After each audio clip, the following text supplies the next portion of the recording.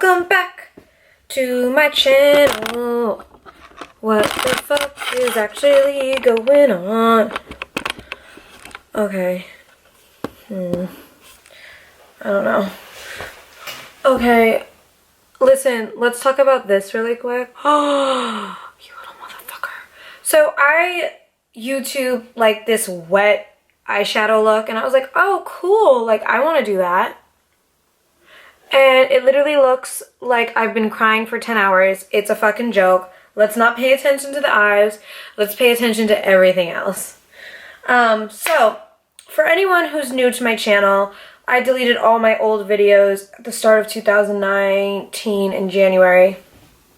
Because I just wanted a fresh start and I was like in a new mindset, new headspace, whatever. My hair is so fucking filthy, all like dirty as fuck. I will be washing it tonight. I promise.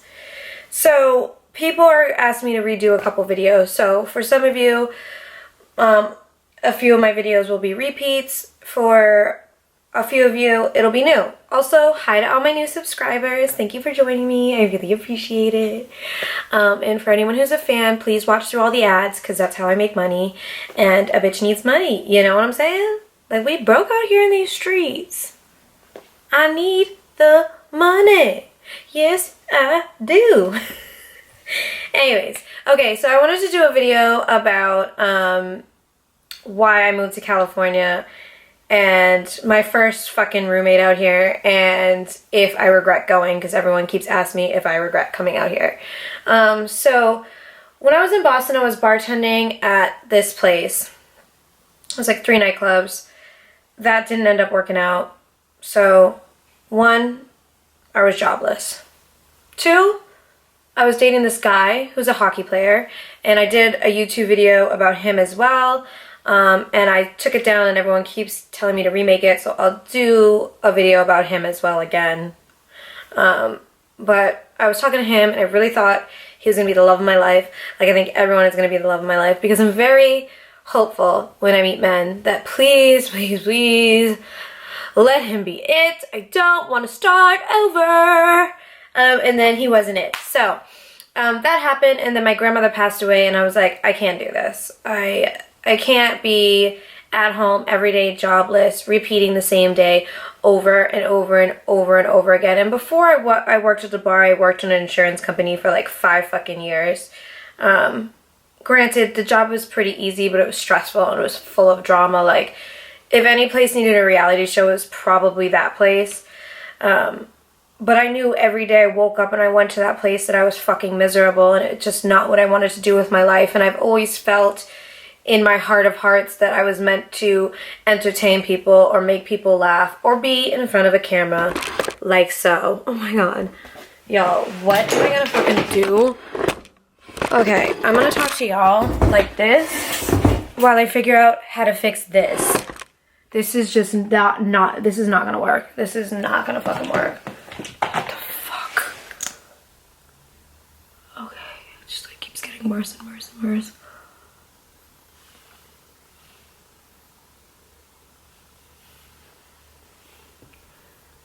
Oh my god. Fuck you, YouTube, for lying about this wet look. It doesn't work. Ladies, it doesn't fucking work. Oh my goodness. Oh my goodness. So I'm just adding another layer of wet. Bruh. This is not a look. Like,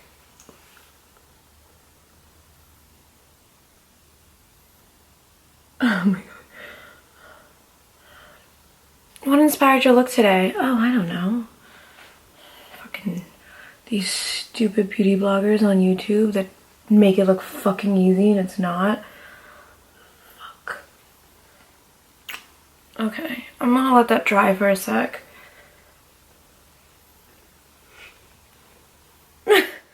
What the fuck? Okay, hopefully it was like white and then like smudged with black mascara and it just looked like I'd been crying for 10 years and I'm like, that's not a good look.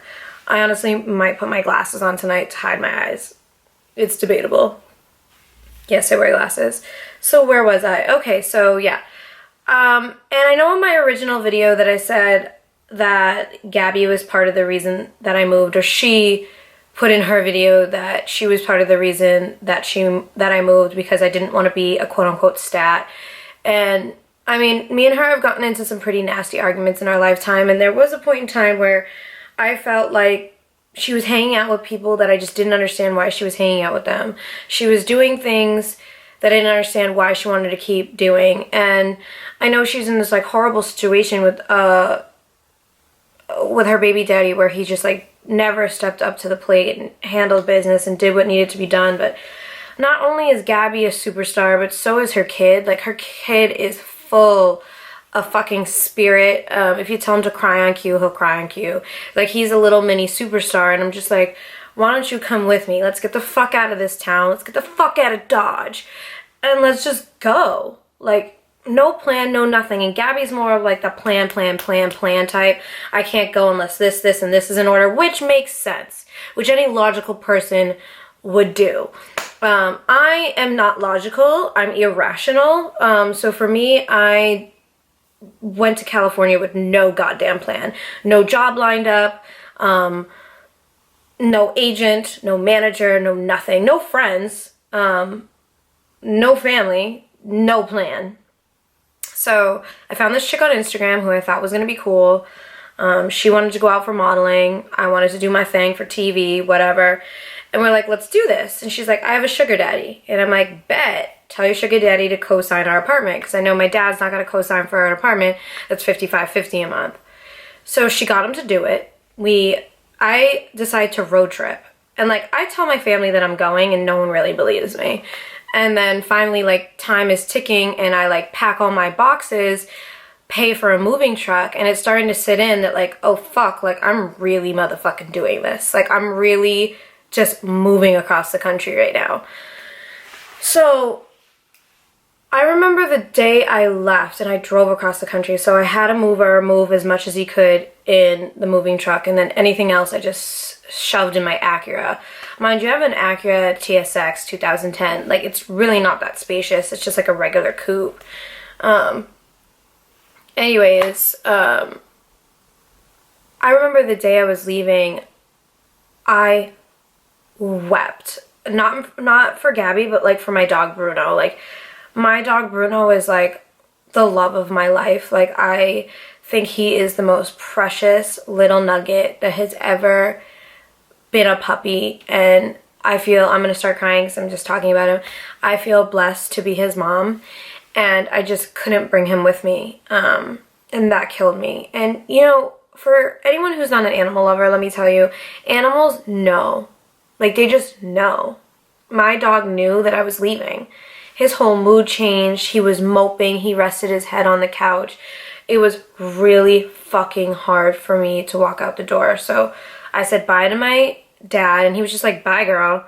And then Gabby said bye to me. And then I started driving, and I stopped at the gas station, and I was like, I don't want to leave yet. So I turn around, and I go back, and when I walk back into the house, Gabby's fucking weeping. Like, weeping. She didn't cry when I was there. She played it cool. She's like, bye, good luck, text me whenever, blah, blah, blah, blah, blah.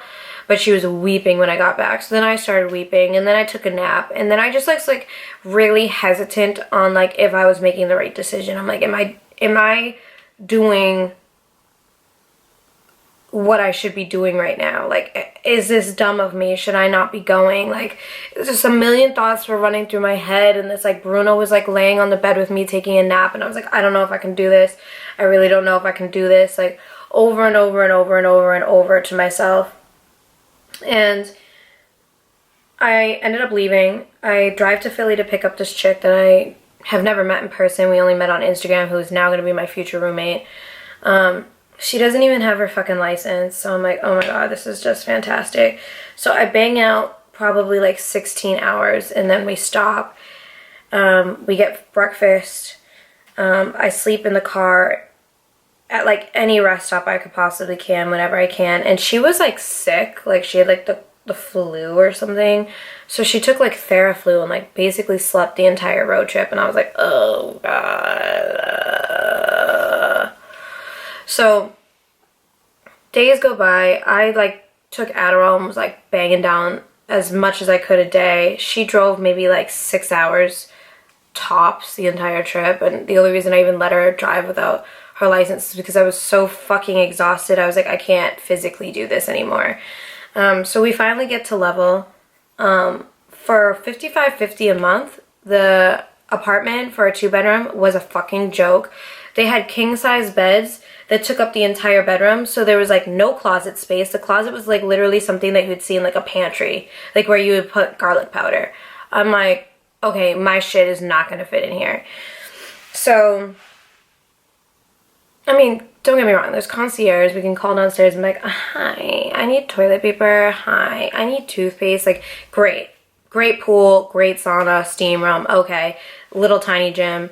Basically everything completely unnecessary for someone who's just moving to Los Angeles. It just wasn't a smart move. So time goes by. Me and her almost fist fought like twice. One night I went out with her and she was drinking Henny and Ciroc, and she like hooked up with one of my coworkers, dudes that she was hooking up with, and I'm like, you're making work awkward for me now because my coworker is hooking up with him and really likes him. Like, I don't know why you're even putting me in that situation. So she like went to go swing on me, and I was like, fuck no. So we stopped talking, and then like living again was awkward. It's like being back in college again. And then we forgave each other, whatever, blah, blah, blah, blase, blase. But like, she had dudes in and out of the apartment all the time. All the time. Which is fine. I mean, do you. But it wasn't like the apartment I'm living in now where like whatever my 2 roommates are doing, I barely even know because our apartment is so big. This is like, basically the apartment was the size of my bedroom right now. So you having someone there every night is not cool because I can hear everything. I'm trying to go to bed, like blah, blah, blah. So I couldn't get a job. Shit's not working out how I planned it to work out. I'm like, oh my God, I think moving here was a mistake. $55.50 a month, $25.50 for me. It starts adding up when you're blowing through your savings. Mind you, I had a great savings before I moved out there because I had the bartending gig and I did reality shows. So it was like, I was good, or I thought I was going to be good. But time kept going by and I couldn't get a job, and I'm applying, and then I work in an insurance company and they fire me for having too much of a personality, and I'm like, oh my God, nothing's going to work. So my roommate tells me that she is going home for a weekend. I think the last week of June. And I was like, okay. And she goes, and I come back, and like her bedroom door is open, so I go to close it, and like her whole bedroom is wiped out. Like there's like nothing left in it. So I'm like, that's a little weird. Like, why would you pack everything to go home for a weekend? So then July starts, and the bitch is not coming back. She was just like, I'm not doing LA, fuck this, fuck you. Like, didn't even tell me that she's not coming back. I'm like, oh, are you for real? So her sugar daddy's now like blowing my phone up, freaking out because his name is on the lease, and like she's not paying. He's got to pay for her half. I'm still paying my half, but now I'm like, I can't afford $55.50 on my own. I'm going to look for a new apartment. And then I happen to meet some girl from Boston wants to move out here, so we link, and then I meet this other girl, and it just all happened to work out the way it was supposed to work out. I just moved into this new apartment, and I left that joint, and I don't know whatever happened to her and her sugar daddy and how that worked out for him, but he basically got fucked for sure, and that was completely on her. I mean, kind of on him too. Like, I don't know what some of you men are thinking. Like, is pussy really that serious to you that you would sign a fucking contract that says you're in charge of her lease? For her, and she treated this motherfucker like shit. She never picked up his calls, and if she did, she talked to him like he was a fucking garbage can. I'm like, girl, we have an apartment because of this man. Like, I just don't understand that. So whatever, I find a new apartment.